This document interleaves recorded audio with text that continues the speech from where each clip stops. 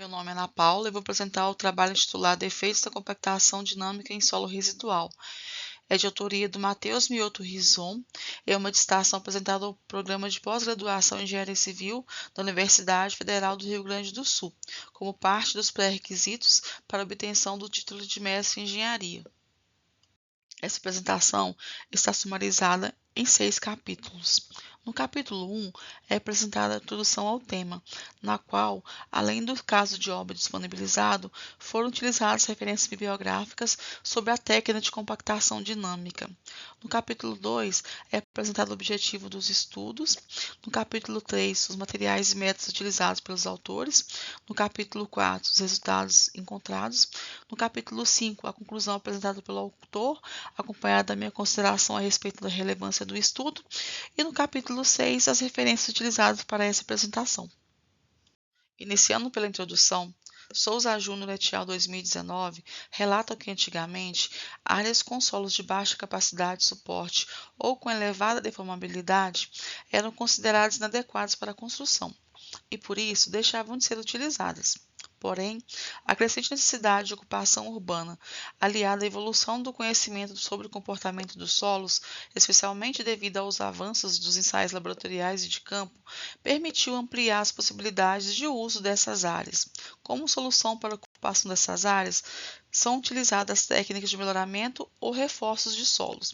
Keds, 1979, Apud, Souza Júnior et al. 2019, relata que o melhoramento ou reforço de solos consiste na aplicação de processos químicos ou físicos capazes de modificar propriedades mecânicas como resistência, isolamento, compressibilidade e permeabilidade, atendendo às exigências específicas das obras de engenharia. Essa abordagem passou a viabilizar construções em terrenos que antes eram tidos como inviáveis.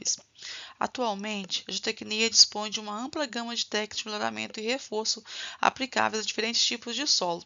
Entre elas, estão os métodos de consolidação, como drenos verticais e consolidação a vácuo, técnicas de reforço, como colunas de módulos controlados, substituição dinâmica, jet grout ou vibrosubstituição, e métodos baseados em compactação, como vibrocompactação e compactação dinâmica.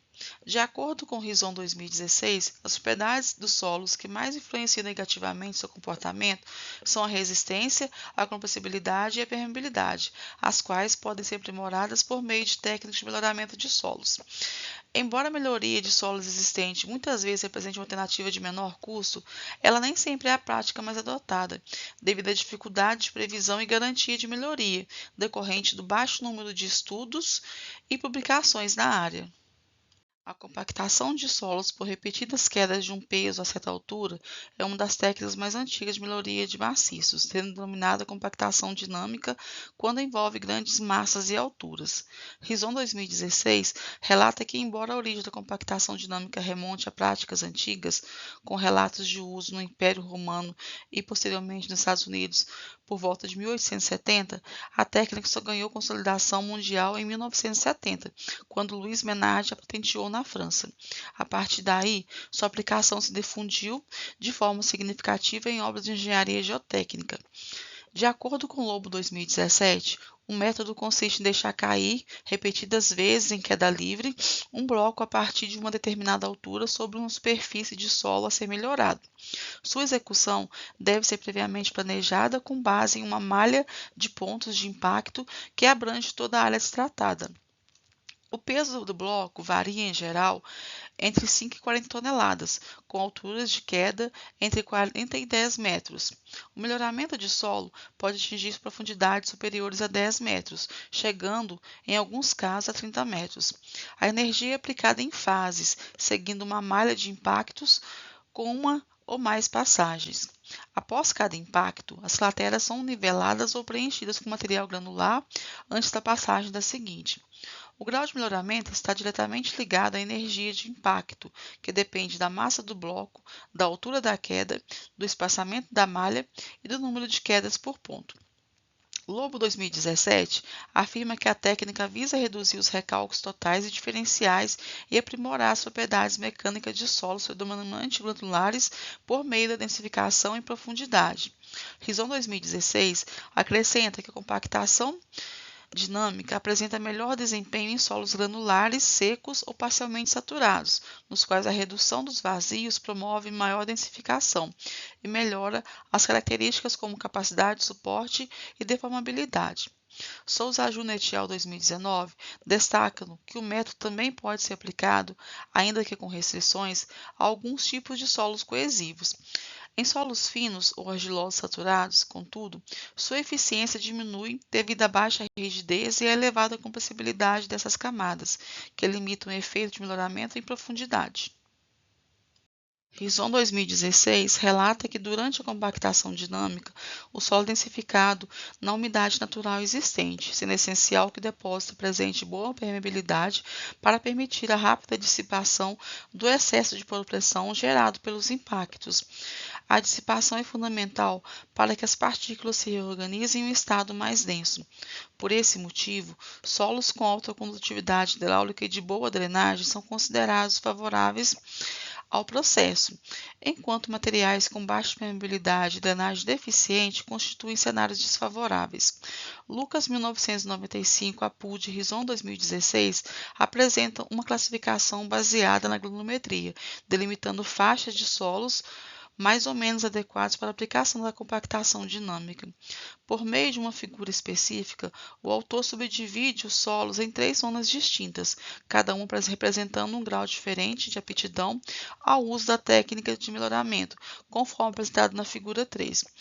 Os solos da zona 1 possuem condutividade hidráulica superior a 10 a menos 5 metros por segundo e índice de plasticidade igual a zero, representando o cenário mais favorável para a compactação dinâmica. Esses materiais, geralmente serenosos ou cascalhentos, apresentam alta permeabilidade, baixa saturação e excelente drenagem, permitindo a dissipação praticamente imediata da poropressão gerada pelos impactos. Por isso, a densificação ocorre de forma instantânea, seja acima ou abaixo do lençol freático, desde que a permeabilidade seja elevada. Além das areias e cascalhos naturais, também se enquadram nessas zonas entulhos, escórias, resíduos industriais e alguns tipos de lixo. Os solos da zona 2 apresentam condutividade hidráulica entre 10 a menos 5 e 10 a menos 8 metros por segundo e índice de plasticidade entre 0 e 8, constituindo uma zona intermediária quanto à adequação à compactação dinâmica. Materiais como siltes arenosos e siltes argilosos se enquadram nessa categoria. Embora a técnica funcione nesses depósitos, sua permeabilidade reduzida exige múltiplas fases de aplicação de energia, além de intervalos prolongados entre as passadas para permitir a dissipação do excesso de poropressão, que pode levar dias ou até semanas para ocorrer. Já os solos da zona 3 são os menos adequados para a compactação dinâmica, caracterizados por condutividade hidráulica inferior a 10-8 metros por segundo e índice de plasticidade acima de 8. Argilas e depósitos orgânicos altamente saturados possuem permeabilidade extremamente baixa, o que impede a dissipação rápida da poropressão gerada, tornando a técnica impraticável e pouco eficaz nesses materiais. Melhorias só podem ocorrer quando o solo não está totalmente saturado e apresenta teor de umidade abaixo do limite de plasticidade, mas, mesmo assim, o ganho é ilimitado. Em geral, argilas saturadas não respondem bem à técnica, independente da energia aplicada. Lobo 2017 relata que a eficiência da técnica depende principalmente da capacidade do solo de dissipar rapidamente o excesso de poropressões. Por isso, ela não é recomendada para solos argilosos com alto índice de plasticidade e elevada saturação, pois seu comportamento não drenado provoca aumento súbito da poropressão durante a compactação, dificultando a densificação. Para que o método funcione adequadamente, é essencial permitir a drenagem da água dessas camadas e adotar intervalos de espera entre os impactos, evitando que os golpes produzam apenas deslocamentos do solo em vez de sua compactação. Souza Júnior et al. 2019 relatam que a compactação dinâmica é uma alternativa economicamente vantajosa para viabilizar fundações superficiais e preparar bases de construção, quando comparada a soluções tradicionais como estacas, substituição de solo ou sobrecargas, e que tem sido aplicada em diferentes tipos de obras, como edificações, rodovias, aeroportos, áreas industriais e até intervenções destinadas a reduzir o potencial de liquefação em solos fofos de regiões sísmicas. Lobo 2017 relata que a técnica tem vantagens e limitações.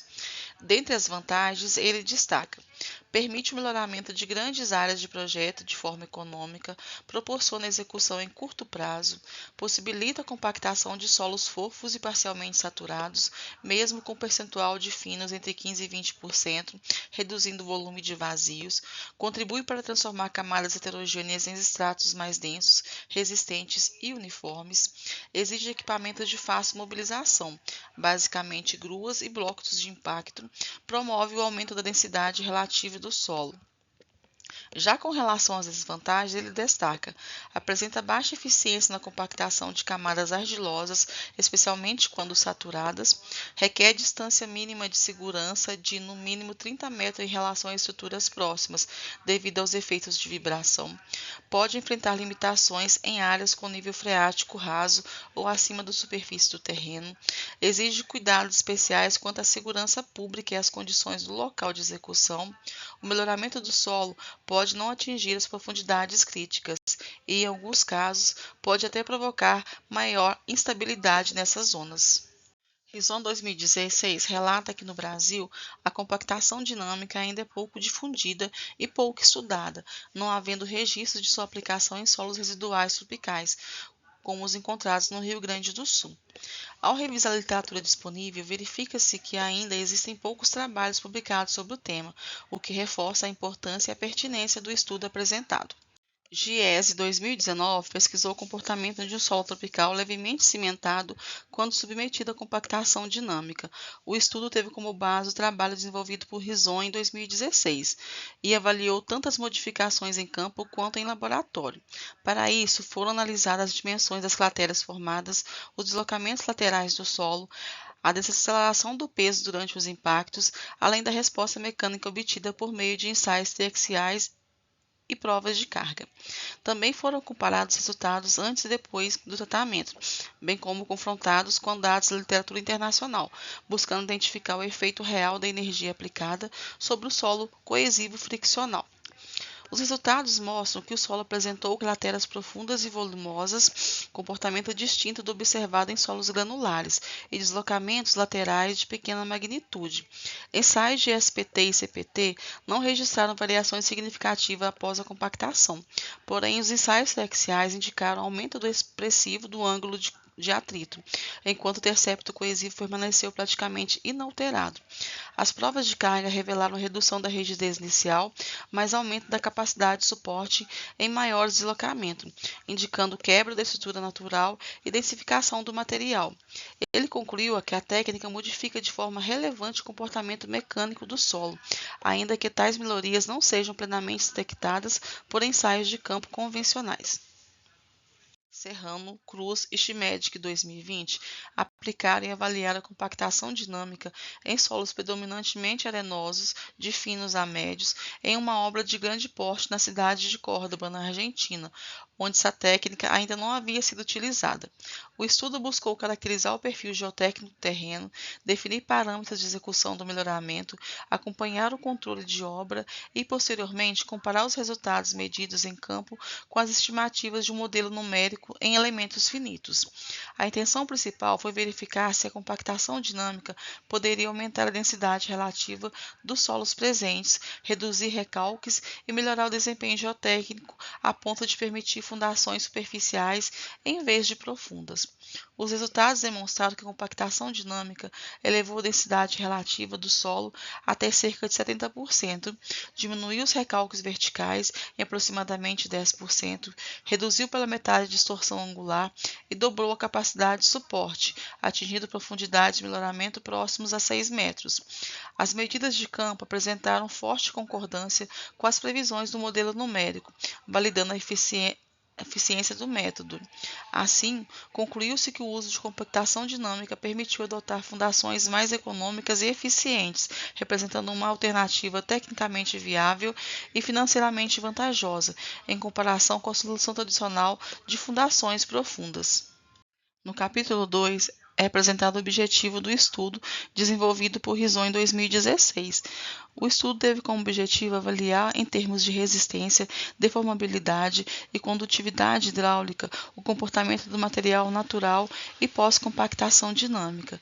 De forma a complementar o objetivo principal do trabalho, existiram objetivos secundários que deveriam ser observados, que foi a avaliação da influência da energia aplicada nos resultados e a comparação dos resultados da compactação dinâmica em campo com dados da bibliografia existente. No capítulo 3, serão apresentados materiais e métodos utilizados durante o desenvolvimento da pesquisa. Primeiramente, guindaste e gatilho.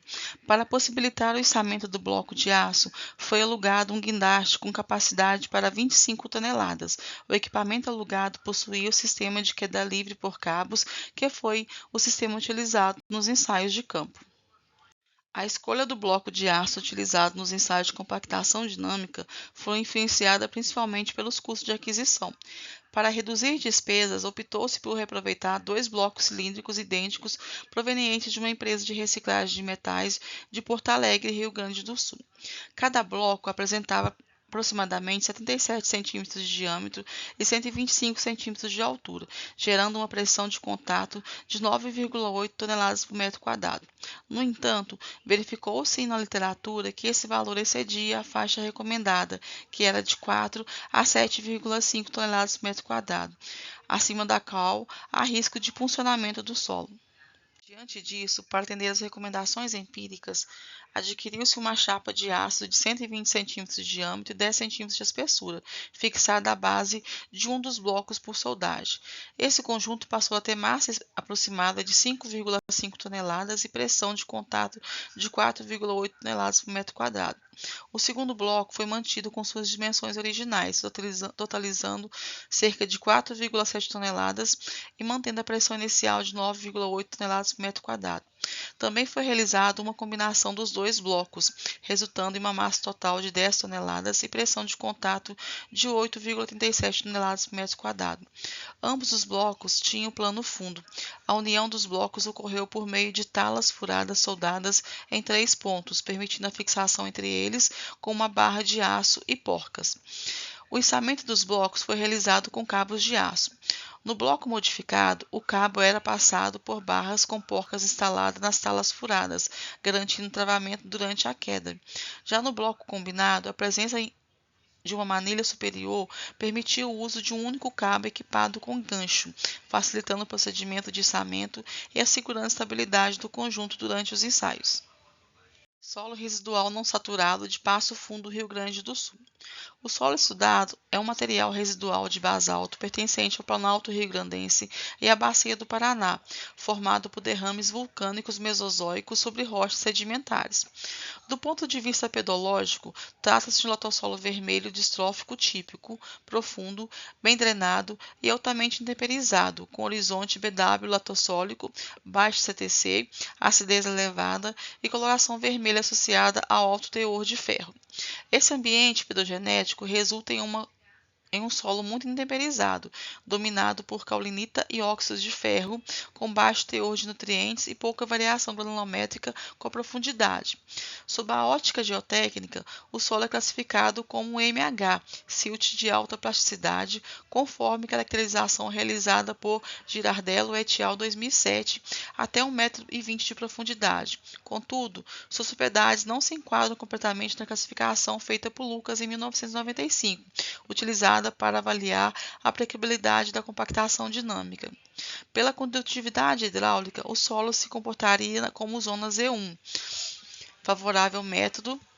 Pelo índice de plasticidade, enquadraria-se na zona 3, desfavorável, e pelo teor de fino, pertencente à zona 2, intermediária.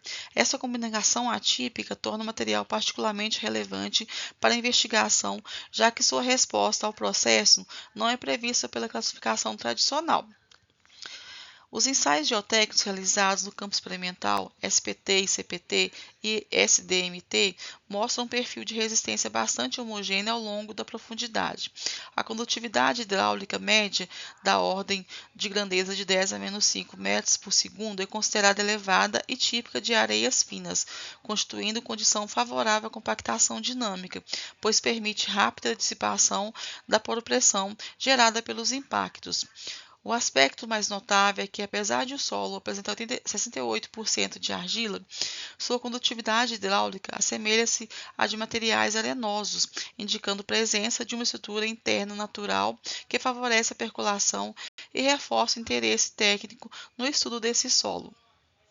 A área de estudo está situada no Campo Experimental de Geotecnia da Universidade de Passo Fundo, ao lado do Centro Tecnológico da UPF, prédio R1, nas coordenadas 28 graus, 13 minutos e 35,7 segundos de latitude sul e 52 graus, 23 minutos e 14,5 segundos de longitude oeste. A figura 12A mostra uma visão superior da área, destacando o CETEC ao centro e o campo experimental posicionado ao norte da edificação. Já a figura 12b apresenta um registro fotográfico do local da execução dos ensaios, 5 pontos no total, o guindaste empregado e o conjunto de blocos combinados. Pontos de estudo. Devido às limitações de recurso e tempo para o aluguel do guindaste, definiu-se que a compactação dinâmica seria executada em cada ponto até que se observasse afundamento igual a zero após 3 golpes consecutivos ou até que a profundidade da cratera impedisse o acesso ao interior. Ao todo, foram realizados 5 pontos de ensaio, conforme amostrado na tabela da figura 13, que também contém as características de cada bloco e a altura de queda utilizada em cada ponto. As alturas de queda foram medidas do fundo do bloco até o fundo da cratera, com exceção do ponto P1, onde a altura foi fixada como sendo entre o terreno natural no topo e o fundo do bloco. Execução da técnica. A execução da compactação dinâmica profunda ocorre em 2 etapas principais, a fase do tamping e a fase do iron. Na primeira, são aplicados impacto em uma malha sistematicamente controlada, com espaçamento definido conforme a profundidade da camada compressível, nível do lençol freático e granulometria do solo. Normalmente, aplicam-se entre 5 e 15 golpes por ponto. Essa fase é voltada ao melhoramento das camadas mais profundas e utiliza altos níveis de energia concentrados em uma malha mais ampla. A fase do taping é crítica, pois uma configuração inadequada de espaçamento ou energia pode gerar uma camada superficial excessivamente densa, dificultando o tratamento das camadas inferiores.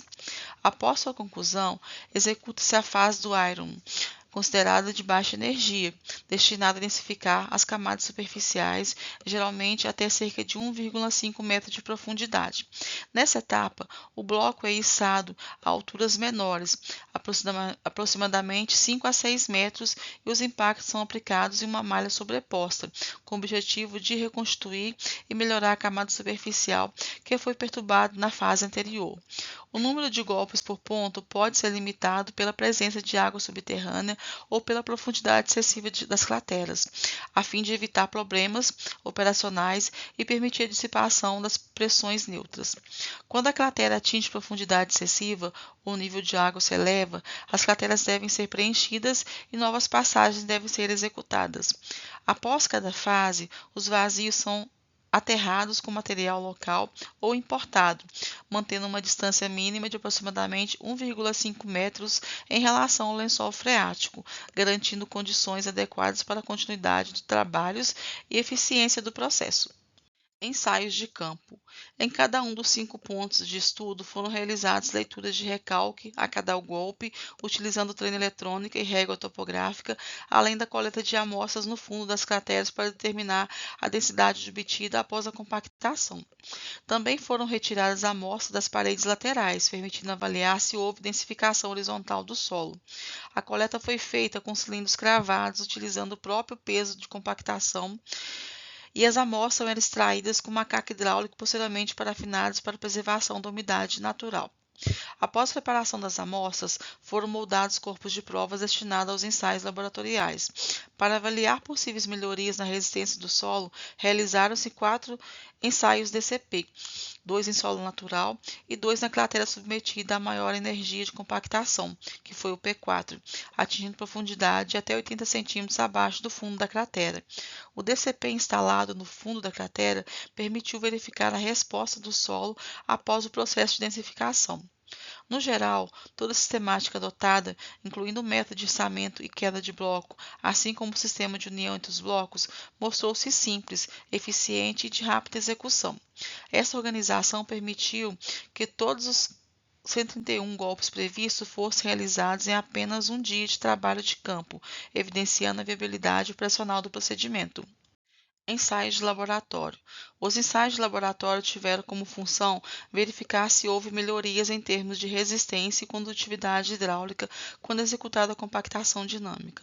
Para avaliar se a compactação dinâmica gerou melhorias na resistência do solo, foram executados ensaios terciários CD com baixas tensões confinantes, compatível com as condições de campo.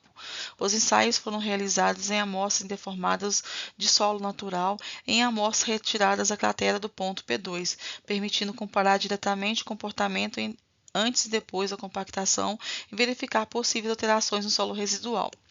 Com o objetivo de identificar mudanças na permeabilidade do solo após a compactação dinâmica, foram realizados 3 ensaios de condutividade hidráulica nos pontos P2, P4 e P5.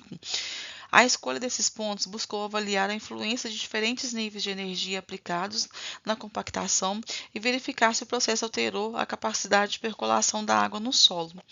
Para analisar possíveis modificações na estrutura do solo devido à compactação, foram executados 2 ensaios oedométricos, um em solo natural e outro em material compactado proveniente do ponto P2. Esse ponto foi selecionado por possuir maior disponibilidade de amostras indeformadas. Como as amostras apresentaram índices de vazio e condutividade hidráulica muito semelhantes, indicando condições finais equivalentes, o ensaio foi concentrado no ponto P2 para representar o comportamento pós-compactação. No capítulo 4 serão apresentados os resultados da pesquisa. Serão iniciados pelos ensaios de campo e depois apresentados os ensaios de laboratório. Iniciando pela compactação dinâmica, durante a compactação dinâmica, o recalque acumulado foi medido após cada golpe, permitindo a construção das curvas golpe versus recalque para cada ponto de ensaio.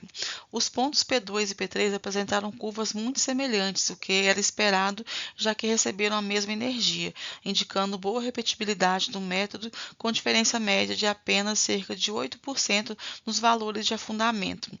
O ponto P4 apresentou comportamento distinto dos demais, com maiores recalques, coerente com o fato de ter recebido maior energia aplicada.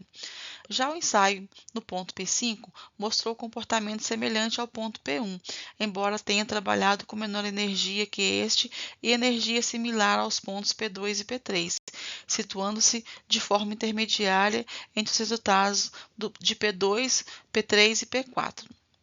Os resultados sugerem que, nas condições dessa campanha, a massa do bloco pode ter maior influência nos recalques do que a altura da queda, já que o ponto P5 utilizou o bloco mais pesado, 10 toneladas, com menor altura. No entanto, o autor ressalta que são necessários mais ensaios para confirmar essa tendência com segurança. Na figura 18, é plotado o gráfico do incremento dos afundamentos para cada golpe para os 5 ensaios realizados. Os resultados mostraram que os pontos P2 e P3 atingiram praticamente estabilização dos recalques, com incrementos finais de afundamento em torno de 1 centímetro, indicando que, caso novos golpes fossem aplicados, esses valores tenderiam a zero. Durante a execução dos ensaios, não foram observados levantamentos do solo ao redor dos pontos de impacto, o que indica que a deformação ocorreu predominantemente em profundidade. Foram coletadas amostras nas paredes das crateras a 30 cm da superfície e do fundo, com o objetivo de avaliar a densificação lateral. Verificou-se que o peso específico seco dessas regiões permaneceu muito próximo do solo natural, cerca de 12,4 kg por metro cúbico, contra 12,1 kN por metros cúbicos, mostrando que quase não houve densificação lateral. Em contrapartida, as amostras retiradas do fundo das crateras apresentaram valores mais elevados, variando entre 13,1 e 13,6 kN por metro cúbico. Com base nos resultados, o autor concluiu que o padrão da densificação ocorre principalmente em profundidade, formando uma bucha de solo compactado que cresce em espessura ao longo do ensaio, além de uma pequena faixa de densificação lateral ao redor da cratera.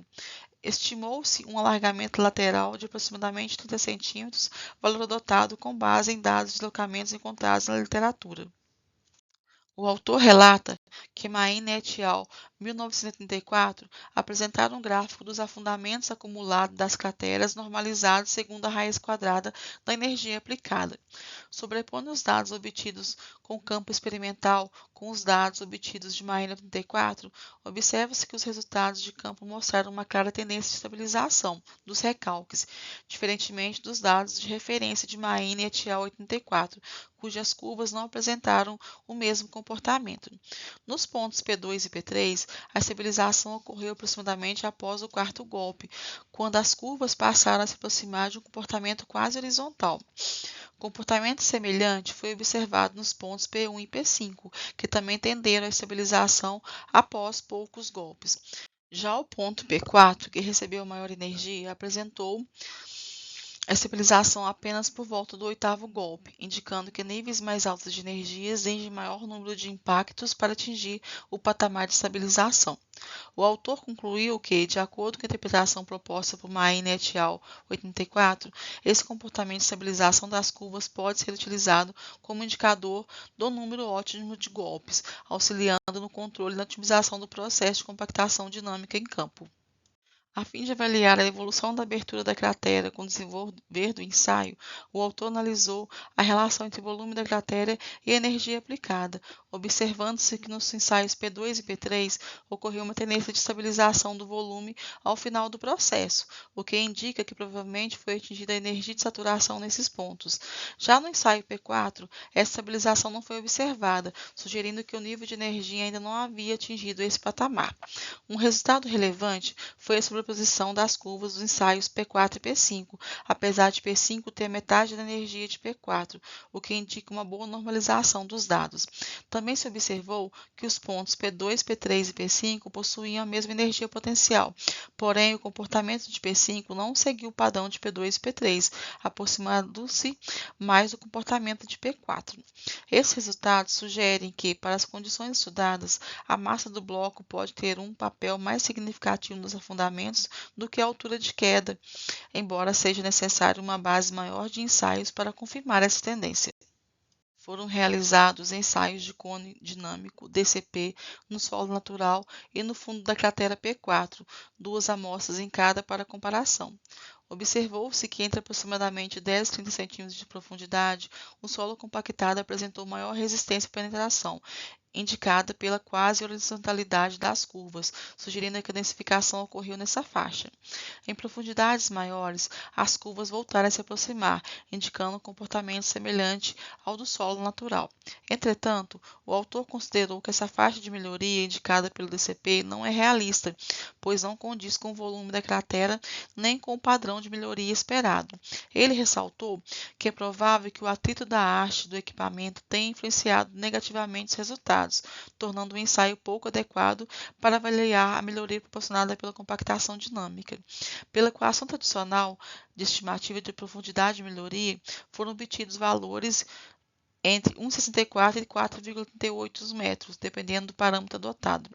O autor fez comparação com a bibliografia e estimou que a espessura da bucha compactada abaixo da cratera, adotando peso específico de 12 kN por metro cúbico para solo natural e 3,5 kN por metro cúbico para solo compactado, e uma densificação lateral de 0,30 centímetros.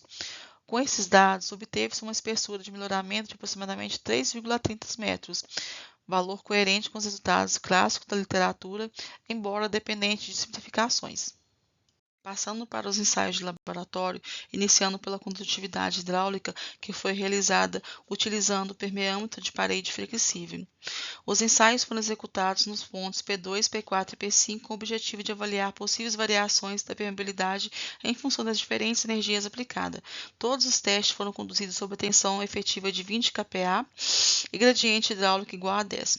Observou-se uma redução significativa da condutividade hidráulica nas amostras compactadas, em comparação ao solo natural, com diminuição de aproximadamente 2 ordens de grandeza, passando de 10 a menos 5 para 10 a menos 7 metros por segundo. Esse comportamento indica uma alteração da estrutura natural do solo, sugerindo a ruptura da estrutura porosa previamente interligada. Apesar do material apresentar elevada fração de argila, 67%, sua condutividade hidráulica no estado natural era compatível com uma areia fina. A redução da condutividade hidráulica está diretamente associada à diminuição do índice de vazios, do material, evidenciando maior compactação e fechamento dos poros. A tabela apresentada na figura 23 apresenta os valores do índice de vazios obtidos nos ensaios, onde a amostra natural era de 1,21 e nas amostras compactadas por compactação dinâmica profunda atingiu, em média, 1,01. Foram realizados ensaios triaxiais em amostras compactadas, ensaio P2 e em solo natural, todos com instrumentação interna para medição de deformações, com o objetivo de avaliar a rigidez em pequenas deformações. O círculo de Mohr obtido permitiu a determinação dos parâmetros de resistência e isolamento para ambos os materiais, conforme apresentado na figura 24. Os resultados indicaram um aumento de 8,7 graus no ângulo de atrito após a compactação, enquanto o intercepto coesivo permaneceu praticamente inalterado. No solo natural, esse intercepto pode ser interpretado como coesão real, devido à cimentação natural do material. Após a compactação, essa cimentação foi destruída, de modo que o intercepto coesivo passa a representar apenas um parâmetro aparente. A perda da cimentação foi compensada pela maior densificação, resultando em valores semelhantes de intercepto. Também foram observadas diferenças no modo de ruptura dos corpos de prova. No solo natural, houve embarrigamento do corpo de prova, enquanto nas amostras compactadas ocorreu a formação de um plano de ruptura inclinado bem definido, comportamento típico de materiais compactados. Com relação aos módulos de deformabilidade, verificou-se que as curvas apresentaram inclinações semelhantes. Para a tensão de confinamento de 20 kPa em deformações muito pequenas, menor que 0,1%, o material compactado apresentou maior rigidez inicial, mas após esse trecho, os módulos tornaram-se bastante próximos. No ensaio de tensão de confinamento de 40 kPa, os módulos foram praticamente idênticos, com sobreposição das curvas no trecho inicial. Foram realizados ensaios oedométricos no solo natural e no material compactado para avaliar alterações na estrutura do solo. Os resultados mostraram mudanças significativas, com aumento da tensão de plastificação de 70 kPa para 300 kPa após a compactação, além da redução dos índices de compressão, CC de 0,49 para 0,29, e de recompressão, CR de 0,034 para 0,004, evidenciando modificação da estrutura interna do material. Apesar disso, nos ensaios de campo, o índice de vazios final permaneceu em torno de 1,01, sem redução significativa, o que contrasta com os resultados do ensaio oedométrico. Essa diferença é atribuída ao tipo de carregamento. No oedométrico, ele é estático, enquanto na compactação dinâmica, o carregamento é aplicado de forma rápida e por impacto. Os altos valores de grau de saturação do solo compactado, próximos de 90%, indicam que o material pode ter sido atingido uma condição próxima à densidade máxima. Para obter maior densificação, seria necessário um processo semelhante ao do ensaio oedométrico, com aplicação de carga estática e tempo de dissipação das pressões neutras. No capítulo 5 serão apresentadas as conclusões apresentadas pelo autor e eu farei uma consideração sobre a relevância da pesquisa. A pesquisa teve como objetivo avaliar o comportamento do solo submetido à compactação dinâmica e constatou mudanças significativas em suas propriedades, embora o mecanismo de melhoria ainda não esteja totalmente compreendido. O sistema de guinchos e bloco mostrou-se eficiente para a execução dos ensaios e o padrão de densificação estimado indicou uma boa espessura de melhoria em torno de 3,3 metros, compatível com a bibliografia. Observou-se redução do índice de vazios de 1,21 para cerca de 1,01, além do grau de saturação próximo de 90%, sugerindo que o solo atingiu condição próxima à densidade máxima. Mesmo assim, não foi observada estabilização completa dos recalques, que atingiram valores elevados, entre 1,16 e 1,66 metros. Os resultados dos ensaios indicaram alterações relevantes nas propriedades mecânicas e hidráulicas do solo após a compactação. Segundo o critério de Maine et al., 1974, o número ótimo de golpes variou entre 4 e 8. O ensaio do cone dinâmico indicou melhoria restrita aos 20 a 30 centímetros, mas mostrou-se pouco conclusiva em relação ao real volume de solo melhorado. A condutividade hidráulica foi reduzida em duas ordens de grandeza, de 10 a menos 5 para 10 a menos 7 metros por segundo. Os ensaios terciários mostraram aumento do ângulo de atrito de 26,6 graus para 35,3 graus, com manutenção do intercepto coesivo em torno de 14 kPa. Já nos ensaios de odométrico, a tensão de pacificação aumentou de 70 kPa para 300 kPa, acompanhado de reduções significativas nos índices de compressão e recompressão, evidenciando a modificação da estrutura interna do solo.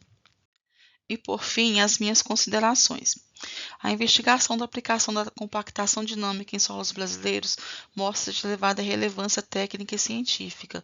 Trata-se de uma técnica ainda pouco difundida no país, com um número bastante restrito de estudos disponíveis na literatura nacional, limitando-se praticamente a 2 pesquisas correlatas.